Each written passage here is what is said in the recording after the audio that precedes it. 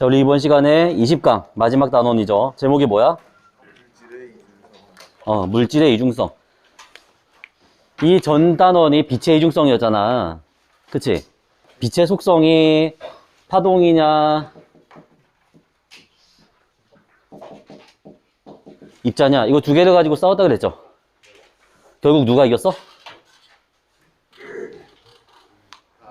둘 다를 허용하기로 했습니다. 그쵸?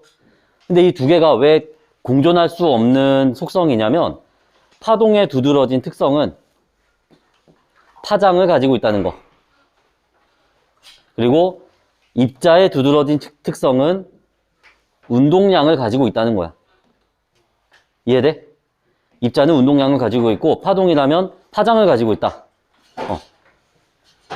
이 두 가지 속성은 완전히 별개라고 생각을 해왔는데 아인슈타인이 광전 효과를 설명을 하면서 빛은 입자다라고 주장을 했고, 그리고 상대성 이론에 보면은 빛이 운동량을 가진다는 내용도 나와요.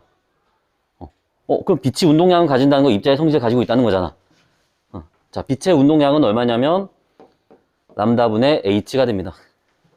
여기서 h는 뭐야? 플랑크 상수예요.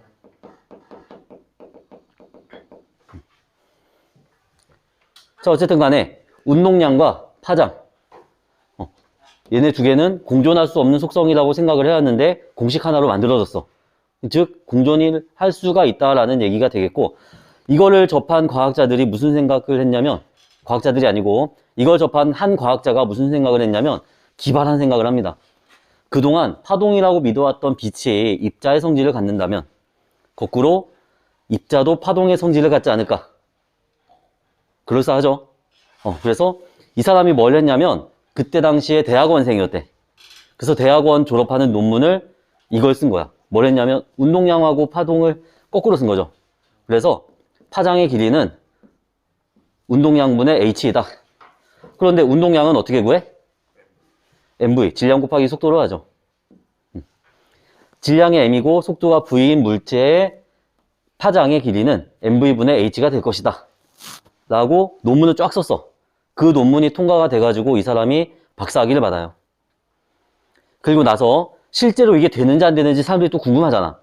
그래서 실험을 해봅니다. 어떻게 실험을 하냐면 파동의 성질 중에 하나를 이용을 하는데, 파동의 성질하면 네 가지를 떠올리면 돼. 하나는 반사, 굴절, 회절,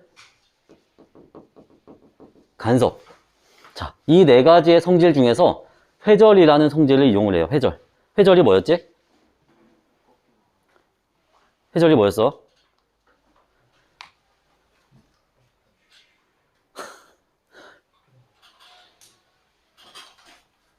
우원아, 회절이 뭐였어?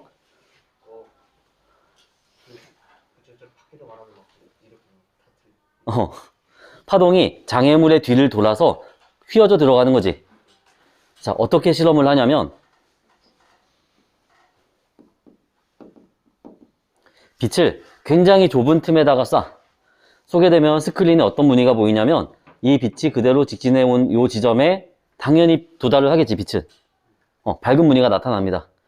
하지만 이 옆에도 밝은 무늬들이 이런 식으로 나타나게 돼요. 얘는 왜 이러냐면 빛이 이렇게 퍼져나가면서 회절하는 현상 때문에 이 지점에 점들이 찍히게 되는 거야. 안 믿기지, 사실. 이런 거 본 적 있어? 이렇게 되는 거? 본 적 있어, 없어? 나랑 말하기 쉽니? 없지, 그치? 이 장면을 직접 보여줄게요. 근데 나는 지금 이 슬릿이 준비가 안 되어 있기 때문에 좀 다르게 실험을 할 겁니다. 어떻게 할 거냐면 전구가 있고 여기에 만약에 종이를 놔뒀는데 이 종이에 세모난 모양으로 구멍이 뚫려 있어. 그럼 이 뒤에 스크린에는 어떤 모양의 빛이 들어와야 돼? 세모 모양의 빛이 들어오고 나머지는 어두워야 되지. 반대로 내가 세모 모양의 도형을 여기다 놔뒀어. 그러면은 그림자의 모양은 무슨 모양이어야 돼? 세모 모양이어야 돼요. 즉 구멍이나 작은 물체나 똑같다는 겁니다. 여기를 다 막아두고 구멍을 뚫는 거나 다 뚫어두고 요만큼 어떤 물체를 놔두는 거나 똑같은 거야. 대신 밝고 어두운 무늬만 바뀌겠죠. 이해돼, 이 부분은? 자, 그 장면을 지금부터 보여줄게. 태휘야, 머리카락 하나만 뽑아줄래? 이거 귀한데? 아, 귀에? 그러면 감탄이 하나 뽑아줄래?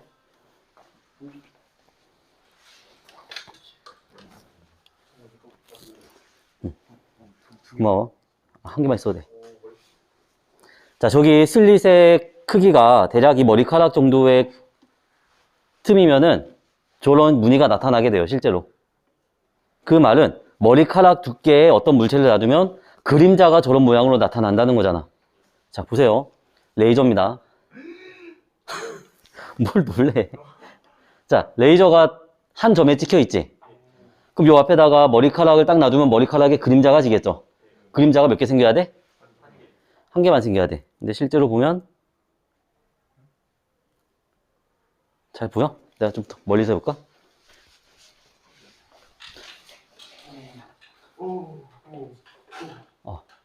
맞추기 쉽지 않네.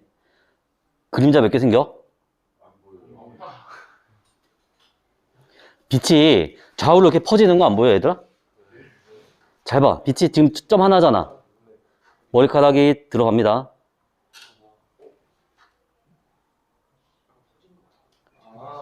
옆으로 쫙 퍼지는 거 안 보여?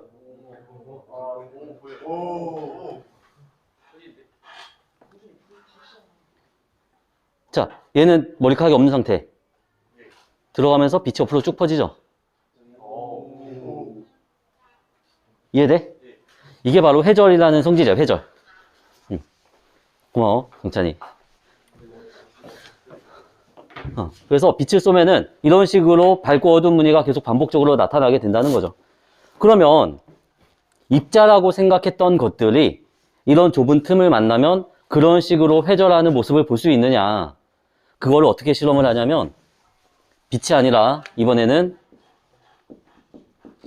전자를 가지고 실험을 합니다. 자, 생각해 봐봐. 파동의 두드러진 특성은 파장이고 입자의 두드러진 특성은 운동량이야.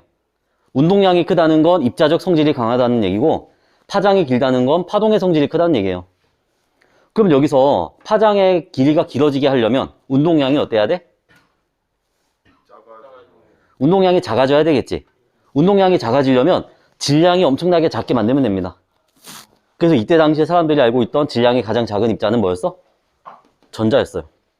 그래서 전자를 가지고 실험을 하면 운동량이 작기 때문에 파동의 특성을 볼 수 있을 것이다 라고 예측을 하고서 똑같이 실험을 했더니 어떻게 보이냐면, 자, 이 전자들이 스크린에 어디에 도달하는지 이제 검사를 하는 거야. 스크린에 여기 도달하는 건 당연하지. 그치? 그런데 전자들이 이러한 지점에서도 발견이 됐어요. 그 말은 전자들이 들어오면서 좁은 틈을 지나면서 회절 현상이 일어나니까 이 장애물의 뒤편까지도 전자들이 도달했다는 얘기입니다. 자, 그 모습이 우리 교과서 아니지. 교재 168페이지에 나와 있어요. 자, 물질파 확인. 왼쪽은 데이비슨 거머 실험이고, 오른쪽은 톰슨의 전자선 회절 실험입니다. 자, 두 가지의 실험 결과가 나왔는데, 왼쪽은 X선이고, 오른쪽은 전자선이야. X선은 빛이죠. 빛이니까 당연히 회절이 일어나는 거 맞아. 그치? 근데 전자를 계속해서 쏘는 걸 전자선이라 그러는데 얘는 입자기 때문에 한 점에만 전자들이 들어와야 되지만 한 점이 아니라 다른 지점까지도 전자들이 들어오는 회절 현상이 관측이 된다는 겁니다. 그래서 우리가 그동안 파동이라 믿었던 빛이 입자적 성질을 갖고 있었는데 거꾸로 입자라고 믿었던 전자도 파동의 성질을 갖고 있더라. 그래서 이러한 파동을 뭐라고 하냐면 물질파라 그래요. 물질파. 자, 이 물질파를 처음으로 예견한 사람. 빛이 운동량을 갖는다. 그러면 입자라고 믿었던 애는 파동의 성질인 파장을 갖지 않을까? 라고 논문 써가지고 박사학위 땄던 그 사람 있지? 그 사람이 누구였냐면 드브로이라는 사람이야. 드브로이. 물질파를 발견한 사람은 드브로이. 이 사람은 선생님이 알기로 프랑스 사람인데 굉장히 부유한 사람이었다고 알고 있어요. 돈이 많은 사람이었대. 그래서 이 사람이 그냥 논문을 쓰는데 실험 하나도 안 하고 이것만 바꿔서 쓴 거지. P하고 람다만. 그래서 논문 써가지고 박사학위 받았죠. 그리고 이 실험을 통해서 얘가 맞다는 게 증명이 됐어. 그래서 노벨상까지 받습니다. 이 논문 하나로 엄청나게 뜬 거야, 이건. 자, 그래서 물질도 마찬가지로 빛처럼 이중성을 가진다. 그래서 파동성과 입자성을 동시에 가지는데 이것이 동시에 나타난다, 안 나타난다? 입자적 성질과 파동의 성질이 동시에 나타나진 않아요. 자, 재미있는 실험을 하나 소개를 해주겠습니다.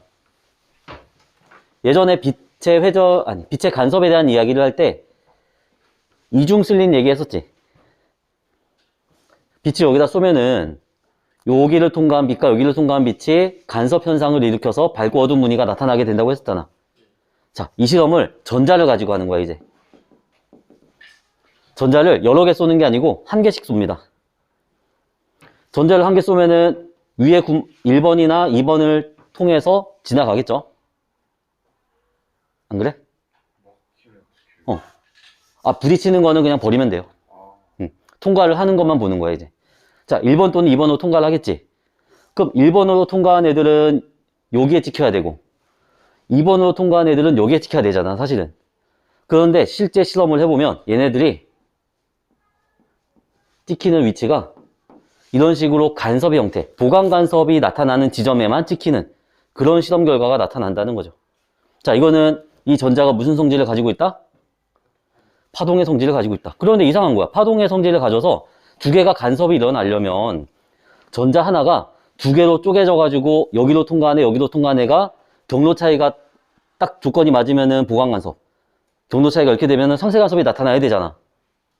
근데 전자는 분명히 둘 중에 하나만 통과할 거라 이거지. 그래서 과학자들이 궁금해가지고 여기다 어떤 장치를 달아요. 전자가 어느 구멍을 통과해서 갔는지를 보고 싶은 거야. 이렇게 달고서 실험을 했더니 결과가 이상하게 나옵니다. 결과가 전자는 요 두 지점에만 딱 박혀. 전자들이 자기를 관찰하고 있으면 입자적 성질을 보이고 있고 관찰을 안 할 때는 파동의 성질을 보이는 거야, 이게. 이게 말이 되나? 너네 상식에 납득이 돼? 전자가 어느 구멍을 통과했는지 안 보면은 두 개를 다 통과해가지고 간섭을 일으킨 것처럼 간섭 무늬가 나타나고 어느 구멍을 통과했는지를 관찰을 했더니 간섭 무늬 없이 딱 그 구멍의 직선으로만 전자들이 박힌다. 이게 말이 안 되는 결과잖아, 그치? 자, 이게 왜 이런 결과가 나타났냐면 사실 관찰이라는 게 굉장히 중요해. 굉장히.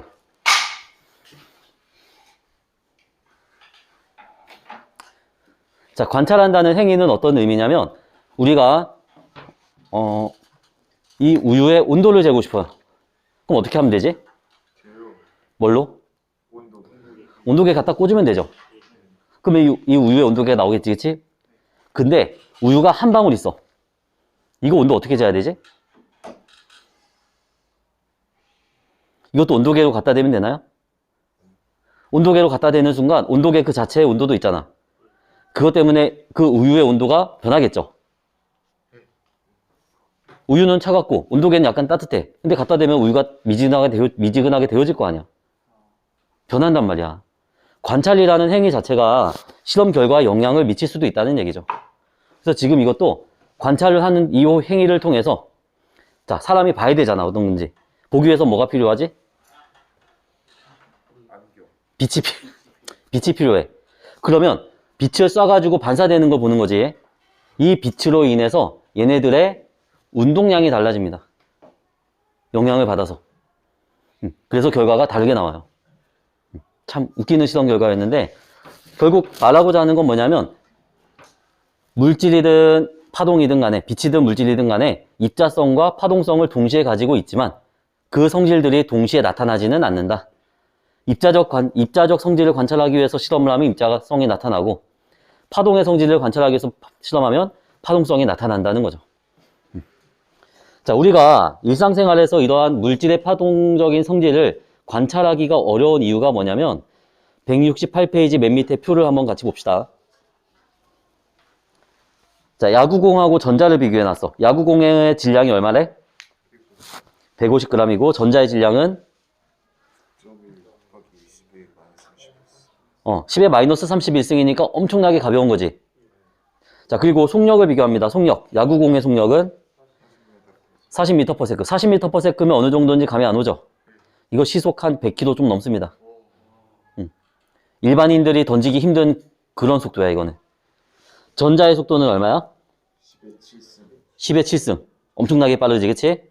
근데 야구공하고 전자가 이러한 운동량을 가질 때 물질파의 파장을 비교해보면 야구공의 파장의 길이는 1.1 곱하기 10의 마이너스 34승이고 전자의 파장은 7.3 곱하기 10의 마이너스 11승. 누가 파장이 더 길어? 전자가 파장이 더 길죠. 그래서 파장이 길어야지만 파동의 성질을 관찰할 수 있는 거야. 운동량이 커야지만 입자의 성질을 관찰할 수 있어요. 그러니까 야구공은 파장의 길이가 너무 짧기 때문에 파장의 성질을 관찰하기 어렵고 전자는 파장의 길이가 길기 때문에 어느 정도 관찰이 가능한데 우리가 일상적으로 느끼기에는 어려움이 있다는 거지. 이해돼 뭔 얘기인지? 자, 계속해서 169페이지의 전자현미경을 봅시다. 현미경의 역할이 뭐야? 뭐라고? 봐. 뭘 봐? 작은 걸 봐. 그럼 생각해 봅시다. 우리가 어떤 엄청나게 배율이 좋은, 성능이 엄청나게 좋은, 무한정 좋은 현미경이 있어. 그럼 얼마나 작은 것까지 볼 수 있을까?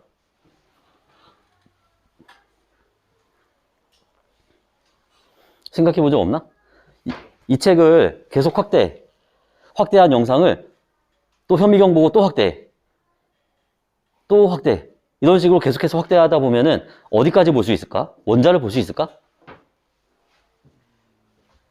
원자 볼 수 있을 것 같아? 없을 것 같아? 전자는 볼 수 있을까요?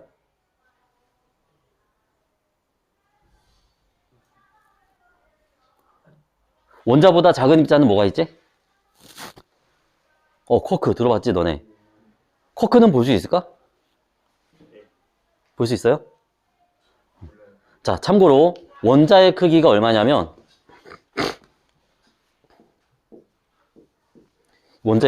여기 원자 핵이 있고 주변에 전자가 있는 요런 원자의 크기가 대략 10의 마이너스 10승미터입니다. 이거 볼 수 있을 것 같아? 없을 것 같아? 계속해서 확대한다면 성능이 무진장 좋아. 말도 안 되게.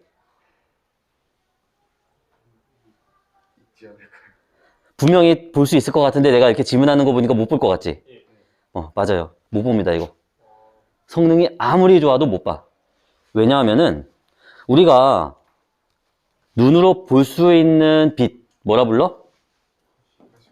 가시광선. 자, 가시광선의 파장의 길이는 얼마일까? 알고 있는 사람 없지, 혹시? 대략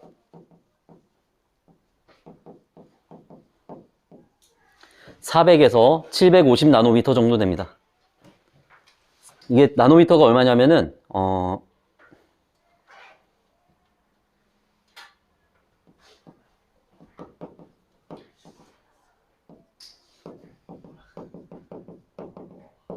이 정도 돼요. 그러면 우리가 보는 이 가시광선의 파장하고 원자의 크기를 비교했을 때 누가 더 크지? 얘가 더 크지?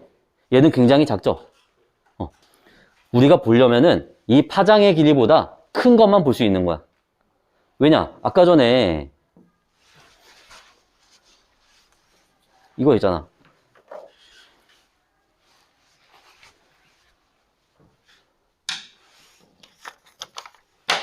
이거 써도 되겠지?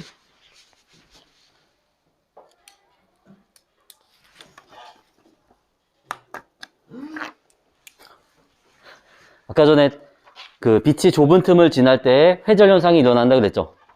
그러면 선생님이 지금 샤프로 구멍을 뚫어놨는데 이 구멍을 지날 때 회절 현상이 나타날까 안 나타날까?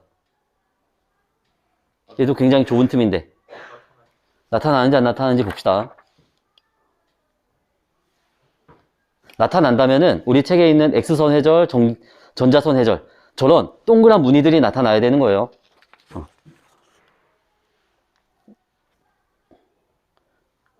나타나, 안 나타나? 얘는 없는 거랑 똑같지?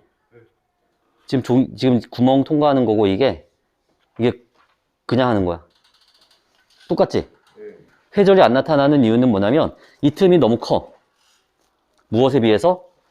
얘 파장의 길이에 비해서. 근데 요 굵기랑 아까 강찬이 머리카락 하나 뽑았는데 머리카락의 두께랑 누가 더 클까? 요 구멍이랑 머리카락 중에 이 구멍이 더 크지? 그러니까 머리카락 굵기는 너무 얇기 때문에 얘가 회절을 일으킬 만한 굉장히 좁은 물체라는 거죠. 좁은 틈. 이게 무슨 얘기냐면 우리가 무언가를 볼 때는 여기에서 반사된 빛을 보는 겁니다. 맞아요? 그런데 빛이 와가지고 반사를 하는데 얘가 너무 작기 때문에 회절을 일으키는 거야. 그러면 빛이 정확하게 직진하는 게 아니고 퍼진다는 거죠. 퍼지기 때문에 이거는 못 보는 거지. 자, 여기랑 관련된 개념이 뭐냐면 분해능이라는 개념입니다. 분해능. 169페이지 전자현미경의 1번 분해능 무슨 의미인지 같이 한번 읽어보자. 시작. 아니 다시 분해능 시작.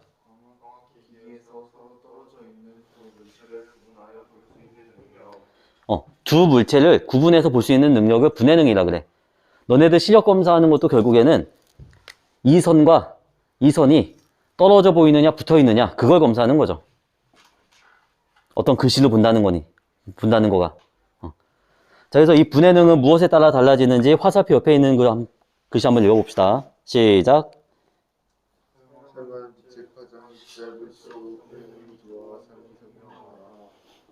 사용하는 파장이 짧을수록 분해능이 좋다. 그게 왜 그러냐면 파장이 짧으면 짧을수록 회절이 잘 안 일어납니다. 회절이 잘 안 일어나기 때문에 얘가 반사돼서 갈 때 회절이 없어. 그러니까 두 개가 구분이 되는 거야. 자, 쉽게 생각하면은 우리가 보는 가시광선의 파장보다 작은 거 못 본다 생각하면 돼요. 그럼 만약에 우리가 이 가시광선보다 더 짧은 파장의 빛을 사용을 한다면 더 작은 것들도 볼 수 있다는 얘기지. 뭔 얘기인지 너무 어렵구나. 자, 그래서 가시광선보다 더 짧은 파장을 가진 어떤 파동을 이용을 하는데 그것을 이용하는 게 전자현미경이야. 전자현미경은 빛 대신에 전자의 물질파를 이용해서 작은 물체를 보는 현미경입니다. 자, 우리 책에는 투과 전자현미경, 주사 전자현미경 뭐 두 가지가 나와 있는데 이거 두 가지가 차이점이 뭐고 장단점이 뭐고 이런 것까지 알 필요는 없어요. 그냥 뭐만 알면 되냐면 전자현미경은 우리가 보는 가시광선보다도 더 짧은 물질파의 파장을 이용하기 때문에 더 작은 물질들도 볼 수 있다. 그래서 인터넷에다가 원자사진이라 검색을 한번 해봐. 원자사진. 그럼 어떤 게 나오냐면 넓은 판에 이렇게 막 울렁울렁하는 이런 모양의 사진이 나와요. 그래서 이 울렁울렁하는 요거 하나하나가 원자인 거야. 자, 얘는 어떻게 찍었냐면 우리가 보는 광학현미경을 확대해가지고 찍어가지고는 이렇게 절대 안 나옵니다. 전자현미경 가지고 찍어야지 나와요. 자, 아까 전에 전자의 물질파 파장이 얼마였는지 왼쪽 표에 보면은 나오지. 7.3 곱하기 10의 마이너스 11승. 자, 그 파장의 길이는 원자의 크기랑 비교했을 때 파장이 짧아, 원자의 크기가 작아.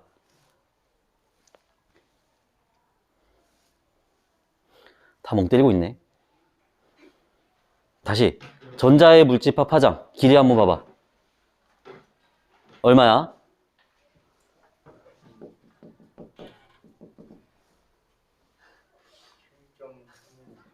7.3 곱하기 10의 마이너스 11승 미터. 얘랑 비교했을 때 누가 더 커? 저거가 뭔데? 원자가 더 크지? 그러니까 이 파장의 길이보다 얘가 더 크기 때문에 이게 보이는 거야. 전자현미경으로. 자, 이 안에 있는 원자핵의 크기는 얼마냐면 10의 마이너스 15승 미터입니다. 얘랑 비교했을 때 누가 더 커? 얘가 더 커. 그러니까 원자핵까지는 못 보는 거죠. 그래서 사용하는 파동의 파장의 길이보다 작은 거는 못 본다. 우리가 보는 빛의 파장의 길이보다 전자의 파장이 더 짧기 때문에 더 작은 것까지 얘는 볼 수 있다는 얘기죠. 그래서 얘 전자현미경의 원리입니다. 자, 마지막으로 4번, 맨 밑에 4번. 광학현미경과 전자현미경을 비교한 걸 보면은 전자현미경은 전자선이라는 걸 이용하는 거고 광학현미경은 우리가 직접 볼 수 있으니까 빛, 가시광선을 이용한 거예요. 자, 배율을 보면 전자현미경의 배율은 얼마? 10만 배 이상. 근데 광학현미경은 1000배에서 1500배. 아무리 좋아봤자 10,000배는 못 넘어간다는 거야. 그렇기 때문에 전자현미경으로 원자까지 볼 수 있다. 뭐 이런 얘기지. 자, 남은 시간 동안에 그 뒤에 있는 문제들 풀면서 마치도록 하겠습니다. 풀어보세요. 내가 풀어주는 게 아니고. 이번 단원도 뭐 크게 어려운 내용은 없을 거야. 요거 물질파의 파장. 요것만 잘 기억하면 되고 한 가지 추가 설명할게. 한 가지 추가 설명. 일단 운동 에너지 구하는 식이 어떻게 되지? 2분의 1 mv제곱이죠. 여기다가 n분의 m을 곱합니다. 이거 얼마야? 1. 1은 곱해도 그 값에 변화 주지 않지? 자, 이렇게 곱하면 분모는 2m이 되고 분자는 m제곱 v제곱. 그럼 mv 전체 제곱이니까 p제곱이 되겠죠. 그래서 운동 에너지는 2m분의 p제곱인데 그럼 p는 얼마야? 아니 요식에서 루트 그렇지. 그러면 물질파의 파장의 길이는 루트 2m 2k의 h 이렇게도 구할 수 있다는 거. 요거 이용하는 문제가 아마 뒤에 있을 거야. 자, 있을 테니까 요거 잘 기억하면서 뒤에 문제도 한번 풀어보세요.